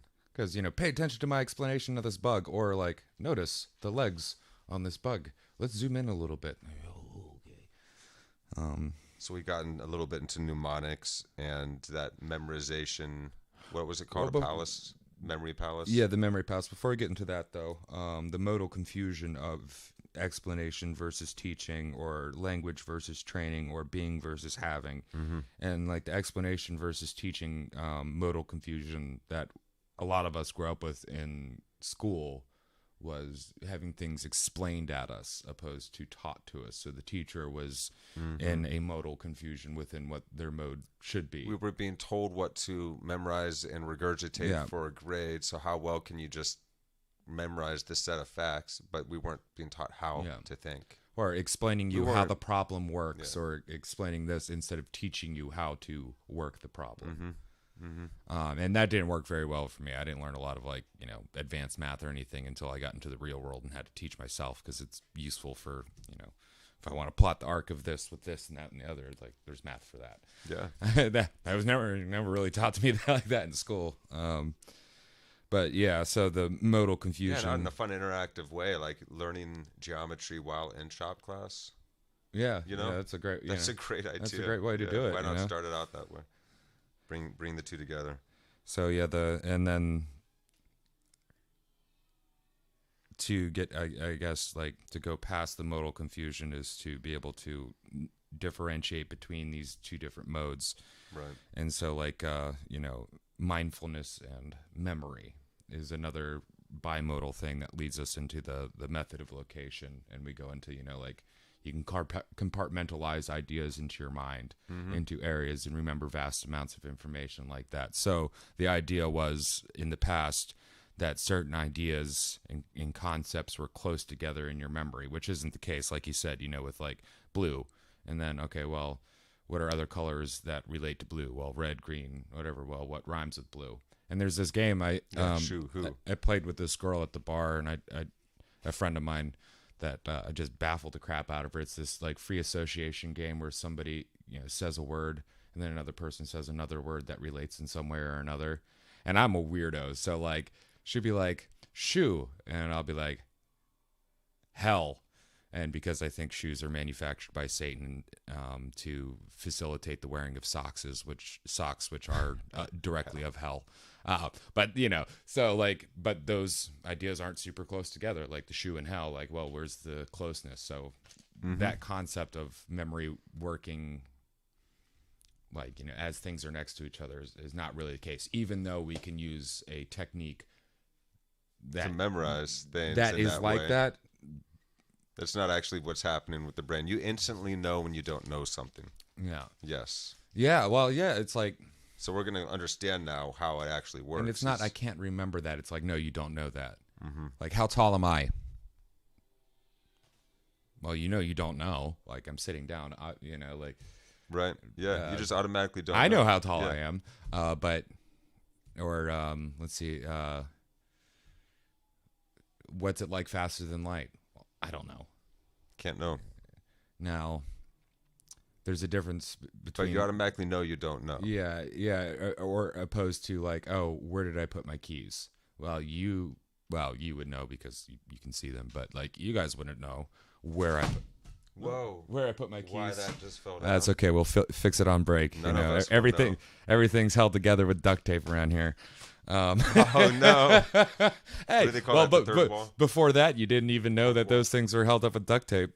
Yeah, but that's all right. That's pretty much where we stepped. This is what happens when you're left live. off. We should take a break. I can fix that, get water, do all that stuff, and then we'll kind of rehash where we're at, because there wasn't technically the best stopping point, even though it is a stopping point. We'll give them a quick rewind before we start. The last bits of all this kind of string all together too. So there will be breaks that are a little funny, but just because it's. Yeah, we'll see. Maybe we'll let them go a little bit here, and So if you guys want to grab yourself a drink, grab yourself a smoke, have a bathroom break, we're gonna be back in 5. All right, we're back. So we're just going to jump right back into it here. I pulled it back a little bit for us. Yeah, before we left, we were just talking about how the mind remembers and immediately knows what it doesn't know. Yeah, and how things aren't next to each other in your mind, even though you can use that as a good mnemonic to keep track of things. Yes. That's roughly where we're at. Yep. That's it. Here we go. You instantly know that you weren't in Bangkok. He instantly knows that you don't have Meryl Streep's phone number. He doesn't search all the space. In fact, it looks like he doesn't search it at all. Okay.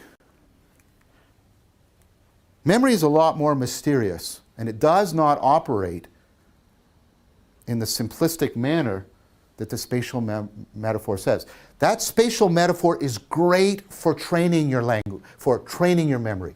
It is great for training your memory, but it is overly simplistic and gets you to misunderstand, listen to my language, how memory actually works. The language by which we train mindfulness should not be imported critically into our scientific attempts to explain it and understand it.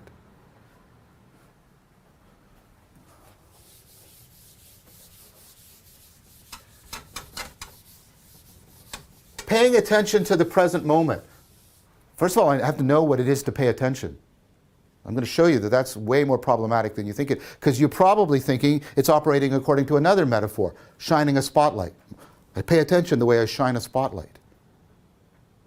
What's the present moment? I mean, when I'm training you, we can sort of just make it happen because we can rely on the content. But what's the present moment? Is it right here, right now? That's that nanosecond? This second? The last 5 minutes? The last hour? What's the present moment? See, the word present doesn't have a particular meaning. It's called an indexical. It's relative to what I'm considering. What's here? What's now? You see, and people think, oh, well, I can tell you what being the present moment is. It's paying attention to the here and now. That's useless. What's here? This spot I'm standing on? This room? This city of Toronto? This solar system? This universe out of all of the universes in the multiverse? What's now? See, you're not explaining anything. That language helps train people, but it's overly simplistic and misleading when we're trying to understand. What we need to do is reformulate mindfulness, and we need to do it in order to recover what Siddhartha was talking about. How can we understand mindfulness such that it can tell us how people can become awakened? That's what we need. That's how we have to reformulate mindfulness. So let's try and do that. Let's make use of some of the things we've already built upon here. We can bring in Plato to help us, and what a great ally that is to have. Because do you remember what Plato pointed out? That our knowledge is not captured just by a list of features. Remember, the bird isn't just the wings, the feather, the beak. It's also the structural, functional organization. The thing is, if you look at most people's definition of mindfulness, even in scientific articles, all they give you is a feature list. To be mindful is being present, which we've got to do something about because that's just language of training. It's not explanatory language, right? Not judging.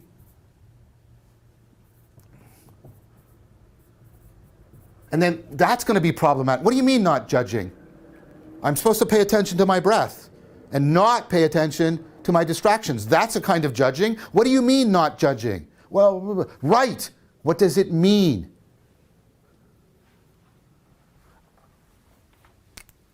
It's somehow supposed to bring about, right, something like insight. And that's going to be important because insight, I'm going to argue, is on a continuum with awakening. I'll explain what that means.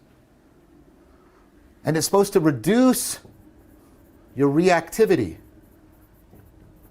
You're supposed to become more equanimous, more balanced. So, mindfulness is paying attention to the present moment, right? being present, paying attention to the present moment in a non-judgmental fashion that's supposed to bring about insight. The form of meditation I teach, the Buddhist form, it's claimed it goes back to Siddhartha, is called Vipassana. Vipassana means insight. Obviously not just an intellectual insight, but an existential insight. Right? It's supposed to reduce reactivity. What does that mean? Now that's a feature list. We're missing the IDOS.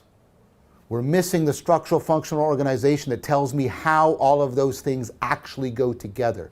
So this is what we need to do.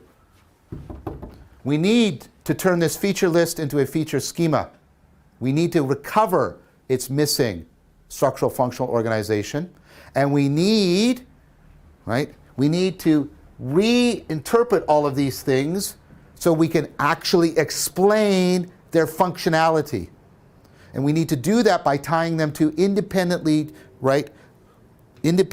constructed theoretical claims within psychology. Look, we have people who are doing the psychology and the cognitive science of attention, of insight, of improved self-regulation. Let's pay attention, no pun intended, to what they're telling us about how insight, attention,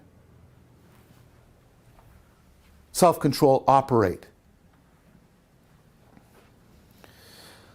So one of the things you do to turn a feature list into a feature schema is you make some distinctions between the types of features.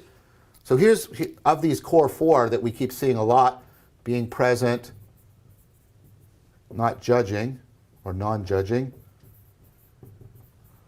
right? Insight, right, and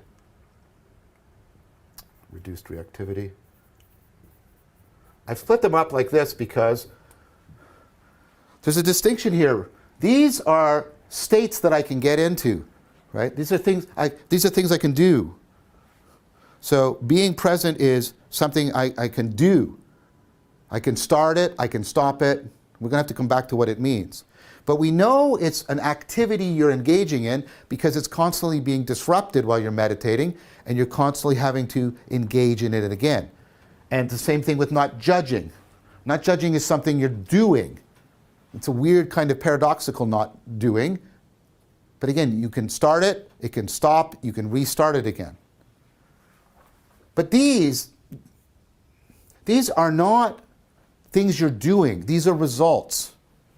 So to use the language of psychology, these are states you can get into, but these are traits that you cultivate. You want to become more insightful. You want to become less reactive. So immediately we understand, oh wait, so these are things I do, and these are traits that I'm supposed to be realized when I'm cultivating mindfulness. Now questions immediately emerge. By making this distinction, I can ask this question: how does being present cause insight? Or how does being present reduce reactivity? Does non-judging cause insight? Does non-judging cause reduce reactivity? What's the causal relation? Notice that the feature list doesn't talk about this at all. It doesn't talk about how the features are causally related. It doesn't talk about how the states can cause the traits. But it also doesn't ask constitutive questions. Constitutive questions are part-whole relationships. What's this? Is this a part of this? Is this a part of this? Are they both part of some whole? What's that? What's the structural relationship here? What about these? Is this part of this? Is this part of this? Are they both part of some whole? See, the feature list does not have the IDOS, and by not having the IDOS, or not looking for the IDOS, it's not asking any of these questions, these causal and constitutive questions. Now, as we start to answer these questions, and as we start to answer them with the language of explaining rather than the language of explaining, we will turn a feature list into a feature schema. We will start to get at the structural functional organization of mindfulness, and we'll start to get a deeper understanding of it. And that will help us to see how it is that mindfulness can bring about the kind of radical transformations that were promised by Siddhartha's realization.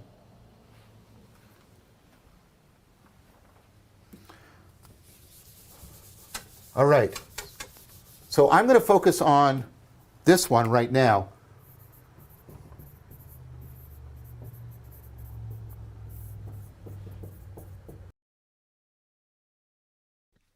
All right, this is a good place to stop before we get into this next little bit. I want to bring this up on the big screen. Yeah. Boom. All right. Where are these? So we're getting into the language of training versus the language of explaining a little bit deeper now. Let me see here. How to reformulate mindfulness beyond this list of traits and list of states, and then the list of gained traits that we get from that. How do we understand the part-whole relationships between these? Do they relate? They seem to. Being present does seem to result in reduced reactivity. Being present does seem to result in deeper insight. But we don't have an eidos. We don't have a structural, functional organization and understanding of how these parts fit together to be able to have something that we can explicate to broader numbers of people in a way that more effectively increases this process of awakening. Yeah, and so most people, when we say mindfulness, we define it by a feature list, like being present, not judging, paying attention, insight. Which the insight continuum, I like that. Is on a continuum though. Yeah, insight is on a continuum. So what with does insight exactly mean? As you awaken, you gain insight, and as you gain insight, you awaken, which reduces your reactivity to, well, pretty much anything that you could think of as like, negative or positive, but that calmness, that non-reactiveness, generated by this continuum. So a more balanced mode of reactivity. So reducing reactivity, but we don't know what that means. Being present, that's just the language of training to say be present. What does that exactly mean? Eidos. That's why. So you'll notice that teachers of meditation are constantly recapitulating, reframing, restating things, sometimes using different words for months on end, back and forth, trying out different ways, taste this moment. They're just doing everything they can to beat around this bush so you can get an idea of what they're actually pointing you to turn your insight into, which is literally sometimes they'll even say turn your insight in upon itself. Be aware of your awareness. Yeah, but that only gets you so far. It doesn't have the structural, functional. It's helpful if the student is dedicated, I guess you could say, and continually practices it, because then they'll get what the teacher's actually saying. Because Vervaeke says, this language can be misleading. It can be helpful, but it can also be misleading because it's not actually that. So nothing I can say is the thing. Like when somebody says, turn your vision inward. Well, what's the structural function of that? What's happening is that? Psychologically? What is happening in the brain? Vervaeke wants to understand this as a cognitive scientist as well. Yeah, that's what we're really, trying to get into here. Because, it's... How does this actually operate so that we can help people? Yeah, because it's easy enough to say. It's just ourselves. Oh, just be at one with life and you'll be fine. What? Okay. Yeah. It sounds a lot easier said than done, and a little bit fanciful when you first hear that. But I guess the one way to do it is, instead of creating feature lists, we'd create a feature schema, of how these features work together. So we turn that list into a schema by distinguishing and making a distinction between the different types of features, and his distinction in this case are the doing traits and the result states. So now we have a good distinction between these two things, so we can delve into it and find the golden mean between them.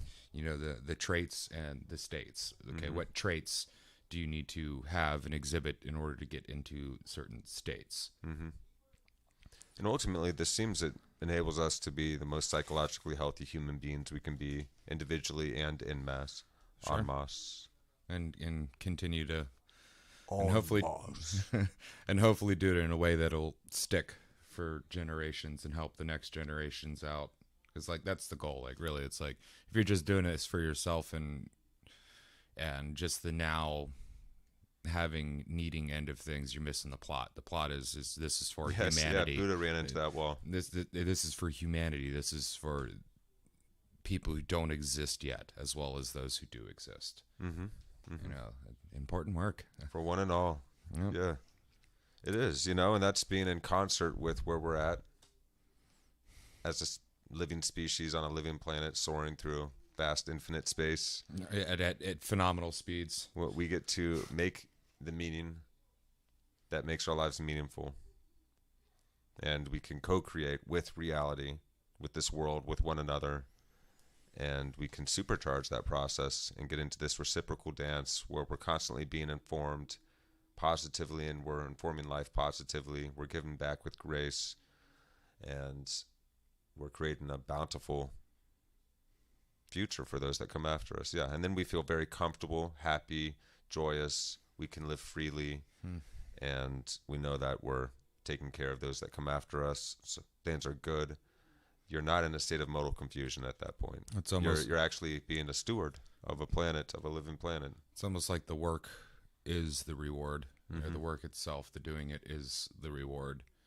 It is. It's like if we do this right, we won't see the greatest results that could come from it. We won't be around. It's just Plato's not around now, and what he did affected so many people throughout time. But the work, it's like when I say the work itself is It lives on through us, though, for generations after. Yeah. And we get to be a part of it. Well, and we're actually a part during very much a crux, very much culmination point, climax of the story. And it's very deeply satisfying to, pursue meaning. Mm-hmm. And to see us rediscover it as we are right now, together and informed by all of these ancient mystery schools and great world religions and all of the scientific achievement and human realization of the past up to this point. It's really incredible because now we're all plugged into one another and we can share this stuff fast, and things that you'd have to go to some esoteric, unknown library to find, you can find anywhere immediately on the internet now. So it's really mind-blowing to be alive right now. Yeah, just ever since we had that first picture of the Earth from the moon, that was like a reframing of the entire planet's worldview. Everyone that saw that picture, one of the most widely viewed pictures on the planet. Yeah. We all got a little bit of that overview effect that astronauts experience. We whole body. definitely got a real good feeling of how tiny we actually are on this little blue marble hurtling through space, and and a certain level of how precious it is. Right. Yeah, for sure. Well, let's jump back into it, guys. I think Back into John Vervaeke's Awakening from the Meaning Crisis. This is part 8, the Buddha and Mindfulness. And again, we'll start by talking about specific insights, but obviously we're not talking about this insight or that insight. We're talking about a fundamental, existential, modal kind of transformation. Okay, I've already said this language is useless. People say, okay, well, what I meant was something like concentration. That can't be right. That's not good enough. Because if you take a look at Siddhartha's attempt to explain it, he talks about right concentration. That's why I have concentration here. Right? If Siddhartha is telling you that there's right concentration, what does that strongly mean? That there is wrong concentration.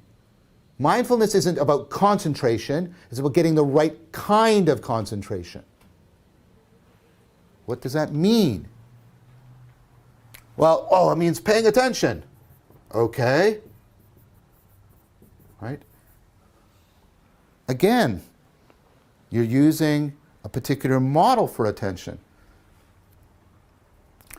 Let's talk about these two things a little bit, and let's talk about, let's talk about what Siddhartha, and when he's hearing not too tight, not too loose for the strings. First of all, let's work our way up phenomenologically. I want you to compare two ways of concentrating. This is based on work done by Ellen Langer, who wrote probably the first book on mindfulness in the West called Mindfulness in like 1988, way before the mindfulness revolution took off. And there's a lot of questions about what's the relationship between her account of mindfulness and the Buddhists. I'm not getting into that right now because that's not what I'm trying to establish. I'm just using her way of trying to get you to understand concentration. Okay, so we're going to do it right here, right now. Okay, so I want you to concentrate on my finger. Concentrate on it. Concentrate. Concentrate. Concentrate on my finger. Concentrate. Don't let your mind wander. Concentrate. Okay, so most of you found that unpleasant. And because notice what the metaphor even says. This is what I'm doing. I'm concentrating. I'm making my mind into a tunnel, and then I'm sort of sticking it on something and trying to keep it there, not let it move. Right? And the only training you were given was what I was doing, yelling. Concentrate. Concentrate. Okay, let's do it. Let's do something else. Okay, ready? Okay, I want you to look at my finger. I want you to notice that it's not actually perfectly straight. It's bent a little bit, and it's a little bit thicker at the bottom than at the top, and there are sort of multiple sections to it, and it's a little bit red on one side. It's very different, wasn't it? She calls that soft vigilance, because what you're doing there is not externally hardening your mind and sticking it on things. What you're doing is constantly trying to renew your interest. And this is a great word. This comes from, right, interesse, to be within something. To be within something. It's about that conformity that Aristotle was talking about. What you're doing is constantly exploring and opening it up. Right? So we need a model of concentration that does this soft vigilance, that's constantly renewing your interest, getting you deeply involved with something, because it's going to get you intimately in contact with it.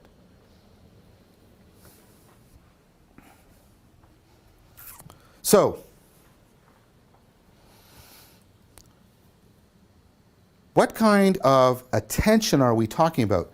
And, right, we don't want too hard. Those are the strings too hard. Concentrate, concentrate, concentrate. Strings are too hard, too tight. Oh, just do whatever you want. That's too loose. How can we, look, notice how when I had you sort of move over my finger, it's almost like a well-tuned string. It's almost got this musicality of intelligibility to it. Well, now you need to understand what's going on with attention. Because what I want to show you is attention isn't a spotlight. It's a very complex optimization process. It's really about tuning and getting between too tight and too loose, and allow you to becoming intimately involved, conformed to, participating, interesse with whatever you're paying attention to. Okay, so why do we like the spotlight metaphor? It's even in you'll find it in psychology textbooks. Attention is like a spotlight. Right? Well, because one of the things that attention does is captured very well by the spotlight metaphor. Look, when I shine a light on something, it makes that stand out. It makes it stand out because it's brighter. Remember when things stand out, that's salience? It makes things more salient. That's what attention does. It makes things more salient. Attention is about, right? Now we're getting something. And that's what I was doing here. I was making things salient to you. Features of my finger more salient to you. What's wrong with the spotlight? Well, what's wrong with the spotlight metaphor is, well, it picks up on that attention is about optimizing salience. It's missing so much of what that optimization actually is and how it can be connected to insight. So, some excellent work done by Christopher Moll. Again, very complex argument, and I'm not going to try and go through the whole thing, but try to get into an understanding that attention isn't something you directly do. Let me try and give you a comparison here. walk and practice. See, walking is something I can ask you to directly do. I can say, walk. When you walk, start walking, stop walking, start walking again. Great. But if I say to you, practice, come on, practice, you should say to me, practice what? See, you practice something by optimizing how you're doing something else. If I'm practicing chess, I'm not playing chess and doing some other thing, practicing. To practice chess is to optimize how I play chess. To practice tennis is not to do tennis and some additional secret action, practicing. What I'm doing when I'm practicing tennis is optimizing how I play tennis. Now, Moll's point is you don't directly pay attention. But it's not obvious to you that that's the case because of both the prevalence of the metaphor and how skilled you are at paying attention. But this is how you pay attention. You pay attention by optimizing some other process. That's why when I ask you to pay attention, I can be asking you to do many different things. I can ask you to pay attention, and it means optimize your seeing so that it becomes looking and watching. I can ask you to pay attention, and it means optimize your hearing so that it becomes listening. I can ask you to pay attention, and that means doing the two together, optimizing your looking and your listening, and so that they're coordinated well together. But notice if I say to you, I want you to pay attention, but I don't want you to do that by optimizing or improving anything else you're doing. I don't want you to pay attention by improving your looking or your listening or your remembering. I just want you to directly pay attention. Come on, do it right now. Pay attention. You don't know what to do. See, you pay attention by optimizing other things you're doing. Now, Moll talks about this as cognitive unison. When we're optimizing, what we're trying to do is coordinate various processes so that they're sharing the same goal and working well together. Think about Plato's idea about getting various different systems to work well together. So what we need to understand is, what is attention? How is it optimizing? How is it integrating things together? How does that get improved in mindfulness practice, and how does it bring about insight? Not just an insight into this problem or this problem, but the insight, the systematic insight that is awakening, that motivates and empowers people to radically transform themselves so that they can escape from modal confusion and other existential dilemmas. We'll take a look at that next time. Thank you very much for your time.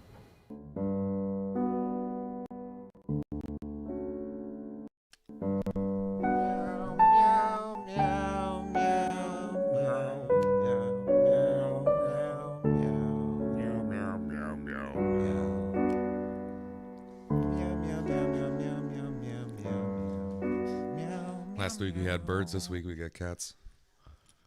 Don't play, don't play. Don't do it. Ah, stop. No. Okay. Shh. Who is that? Donald Hoffman. Danold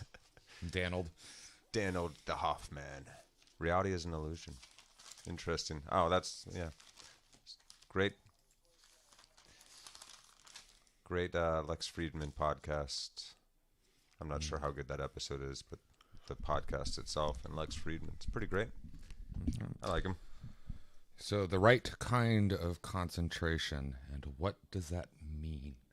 Yes, this is super helpful because we've used so many different forms of language and ways within those languages to try and express this. And it's such a tough thing to explain. But Vervaeke's long experience as a cognitive scientist, which is a multidisciplinary science, his psychological, neurological background, plus his philosophical background, plus his 30 years of practice and then teaching as well of these practices, is allowing him to help us explicate this further than we've been able to clearly, along with the cutting edge science on the leading edge of understanding consciousness. So this is really helping boost humanity at this point. What he's going to be doing in the following episodes here that he's setting us up for now. And he said in the first episode that, it might seem kind of, what was the word that he used? Like brash or something, like something almost inappropriate for him to like assume to take on a subject like this. But, humbly, he's going to do his very best at trying to help us awaken from the meaning crisis, best describe what it is and how we can proceed forth. So yeah, it's all about tuning. Yeah. So Get tuned. I knew I wore I like the shirt for a reason today. I like the example that you got of like concentrate on my finger, concentrate. And you're just like, that sucks. Training versus actually explaining. Well, concentrate on my finger. Look at it. Notice it how it's kind of Look at my stubby finger, down at the bottom, it's kind and of curved. And, yeah, and see the shade of like pinkishness that it is. And well, that's what I was talking about when I was talking about Krishnamurti and his the child and the bug. That's what exactly what he was talking about. That's a perfect explanation. Concentrate on this. It was like, well, okay, well, notice this and notice that and notice that. And what's the term? Soft vigilance? Yes, because teaching someone how to pay attention is very difficult. You can't just say pay attention, so we needed to explicate that further. So what were you just about to say? Soft vigilance. Yes, soft vigilance, yes. Which is an intimate contact with it. Yeah, soft vigilance. I love that. So a soft vigilance sense of attention, rather than just like that spotlight metaphor. This takes it a little bit further because it's allowing you to renew interest as you're distracted or your mind wanders, so you keep on refreshing. You're looking at the texture of the wings, you're looking at the texture and the different legs and the color of the bug and all of that, instead of just pay attention to the bug. So this is more than just focus. So the right concentration versus wrong concentration, right? Because you can say just pay attention, but that's not always good advice. So how do we delineate between the two? This is where our wisdom comes in. Not too light, not too loose, like the tuning of the instrument. That soft vigilance. It's like attentiveness versus attention. Just pay attention. Now be attentive. That's a more caring orientation. You're going to be more involved in the process now. And concentration is tuning. Quite literally tuning in, tuning out. And until you find that golden mean, that perfect spot. And it's not getting into an inter-essay, an inter-relating description of what you're attending to. So it's informing you, you're informing it, that inter-essay. That makes it interesting to you. That's really cool. Yeah. And the attention isn't a directly done thing like, walk. Right. Walk this way.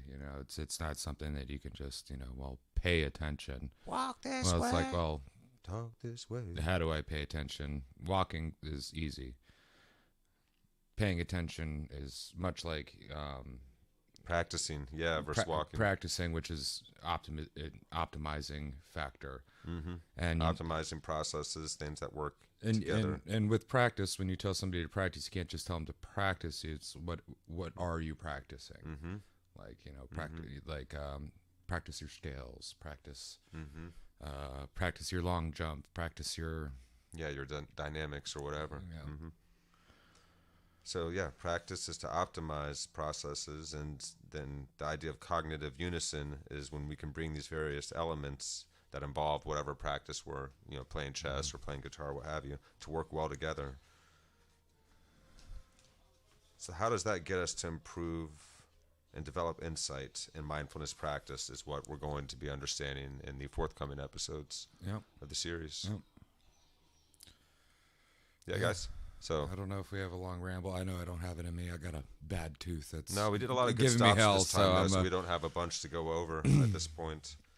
I like that it's given me a better handle on these mindfulness practices I've been studying for, some time now. This really helps deepen those neurological grooves, and it's helping to gain, I guess, a more well-defined understanding that is easier to embody because it's not blurry. It's not as blurry. And he really drills down here with us too. It's fun. I really like where this goes from here. I'm excited for these forthcoming episodes. How did it make you feel? Well, that one's hard to explain because right now my tooth is just killing me. So if you suffering haven't noticed, right I'm now. like, Yeah, I'm sweating, I'm hurting. You're a trooper. And also the ibuprofen's wearing off, so I Still gotta go down take to some do more. this. Yeah, man. That's why. But I feel, I feel like I have more control, not maybe necessarily over external factors in my life, but how I respond to them and what I make of them, and a little bit more understanding of how I make reasoning for myself. A little So more I space can, around. and I can check in on, is my reasoning making mechanisms in this moment sound or not. Yes. Yes. A little bit more room to respond to things rather than just immediately feel pulled to reacting and then looking back and be like, Conversation skills are getting a little bit easier too, believe it or not, by thinking about all these things. Well, it's ultimately, helpful, though. Yeah, I getting to conversate talk to about it with you communicate. It's helping me to have somebody to learn this with. Yeah. I've watched these videos before, like I mentioned earlier on, and I made it towards the end, but I never quite finished it because I had to keep going back and restarting it to make sure I was keeping track of all the terms that he was using, because I would forget something, and I'm up into like episode 11 or whatever, and I'm like, what does he mean by structural functional organization? When did we go over that? Where was that? So I would go back through it, and I'm actually gaining a better understanding now than I ever could have alone, being able to share this with you. So thank you so much. Thank you for joining me on this, and thank y'all. All of you guys for joining us on this.